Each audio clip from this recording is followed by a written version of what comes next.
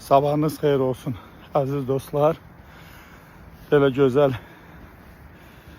mülayim Bakı havasında və Ramazan ayında xoş gördük və həmişəki kimi bazar günü düzü bir qədər qısa gəzintidə bir neçə məsələ haqqında danışmaq istəyirəm. Bu tabe olmama davranışından haqqındadır. Biz əksər hallarda idarə etmə ifadəsindən istifadə edirik və fokuslanırıq idarə etməyə.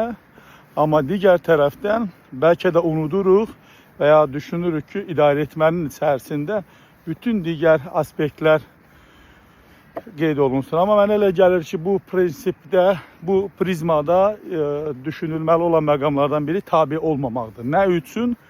Müəssisənin işçiləri rəhbərliyə tabe olmur.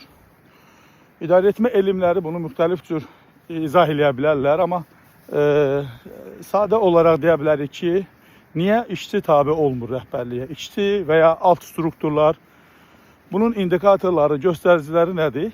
Ola bilər ki, bir, rəhbərlik daha yaxşı idarə eləmir, rəhbərlik işçilərin gözləntilərinə cavab vermir və ya təşkilati mədəniyyət qaydasındadır və s. və ilə axirə. Amma fizika bunu belə izah edir, yəni mərkəzdən qaçma qüvvəsi. Və bu nə zaman baş verir?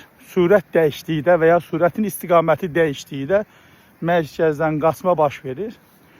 Və təşkilatı strukturlarda rəhbər şəxslər bunu anlamalıdır. Çünki fizika və rəqəmlər insanları aldada bilməz. Heç bir hallarda bizə yanlış informasiya, data verə bilməz.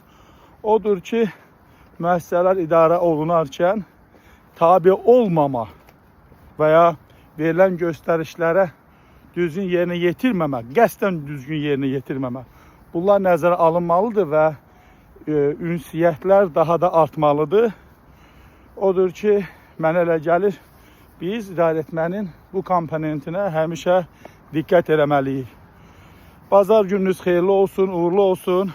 Hər birinizə xoş istirahətlər ki, növbəti həftədən daha enerjili, daha istəklə, motivasiya ilə işə davam. Sağ olun.